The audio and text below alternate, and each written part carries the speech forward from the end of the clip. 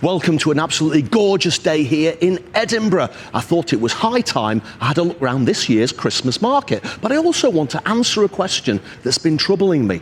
Have all these Christmas markets, which now seem to spring up in every single city all around the world, become a little bit too samey and a little bit too safe? And is it time for something different? Let's go and have a look round and find out.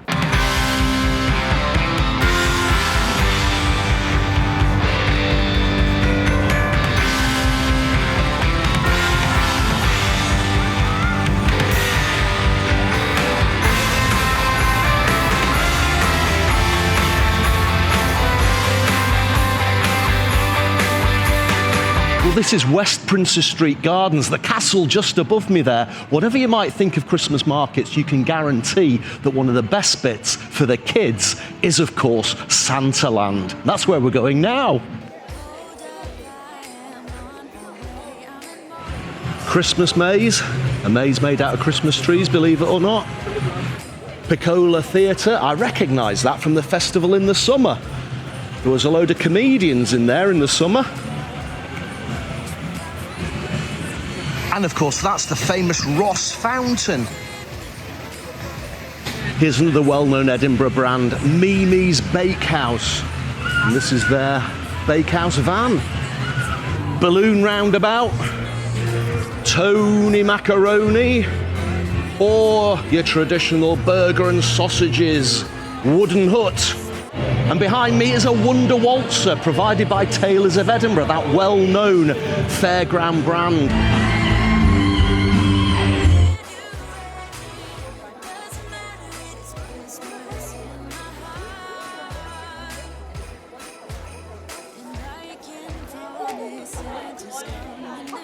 Well, as I am a bit of a train geek, I thought I'd better go on the Runaway mine train roller coaster. Oh, yes. Oh.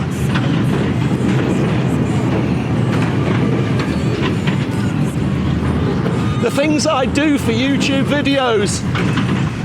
Well, it wasn't exactly the big one at Blackpool Pleasure Beach, was it? But you know what? It did have a little bit of a kick to it. Either that or I'm a bit of a wimp.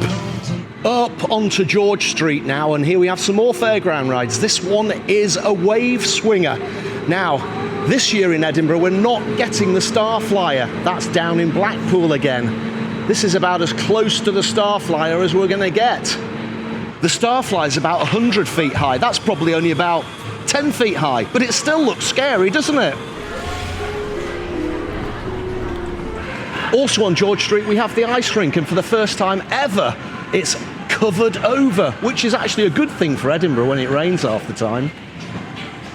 Well, a walk along George Street wouldn't be complete without a glimpse of the amazing lights outside the Dome restaurant. They always knock it out the park. I love the sparkling snow effect with those lights. That's Le Monde, and then we've got the Dome.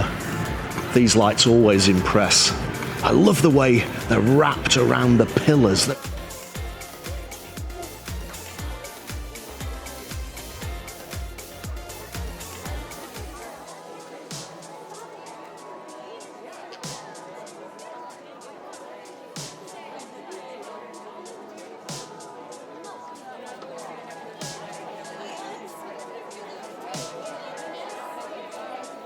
Loving this Christmas tree, which cycles between lots of different bright colours.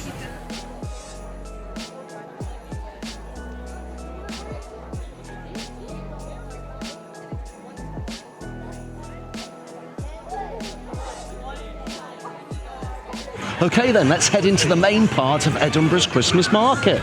Here we go, and first of all on the right we have two thrill rides. This first one is called the Sizzler.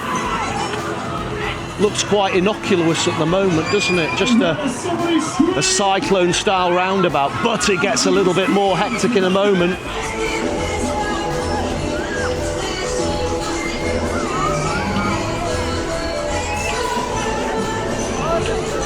That's cracking up some speed now. Oh, and this one looks even scarier. This one's called Techno Power. I hope they've not had any bratwurst sausage or drunk too much mulled wine before going on that.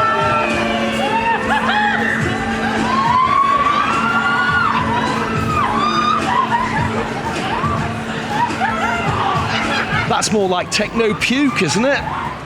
Once past the thrill rides, we hit the traditional wooden German-style buildings.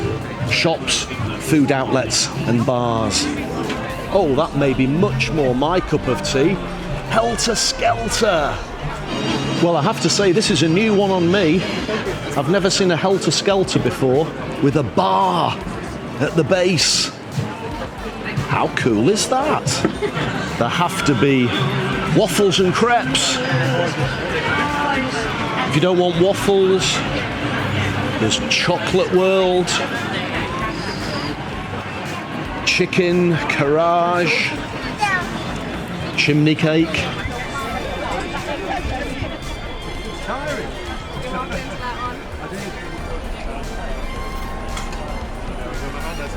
£8 for mac and cheese? Is that a good deal or not? It's my biggest gripe about Christmas markets, the rip-off prices. You can get a much better deal, a much better quality if you support the local businesses.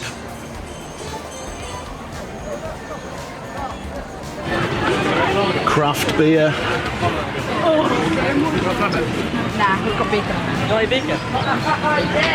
Mini pancakes. And after the burger and chips, I spy the big wheel.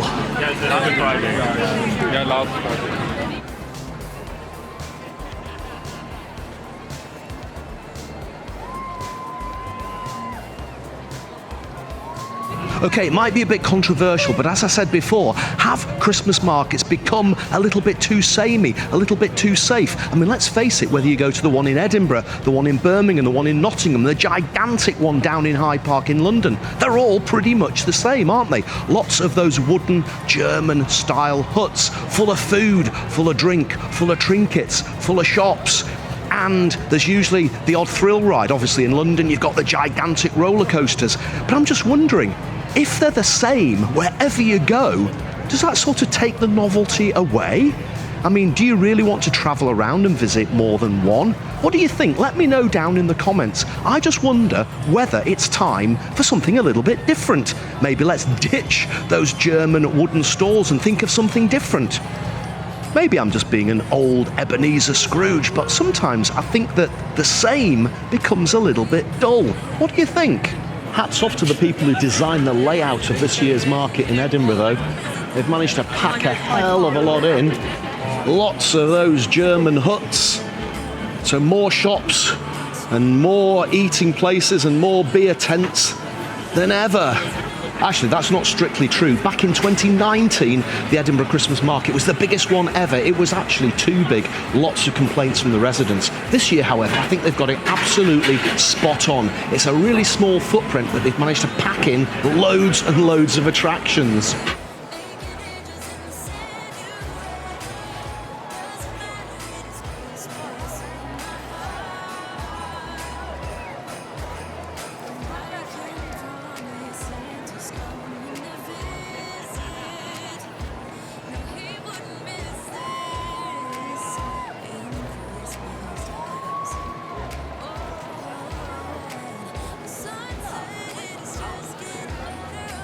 Well, actually, I think the majority of people are loving it still because, by all accounts, on the day that they opened the Edinburgh Christmas Market this year, people were queuing for an hour and a half to get in here. So still very, very popular, despite the fact you can go to a market like this in almost any city in Europe. I thought I would relax now and have myself half a pint of German beer. Ooh, that's not half bad, but do you know what? That was £4.50. £9 for a pint of German beer. Now that is expensive. Oh, it's bloody tasty though.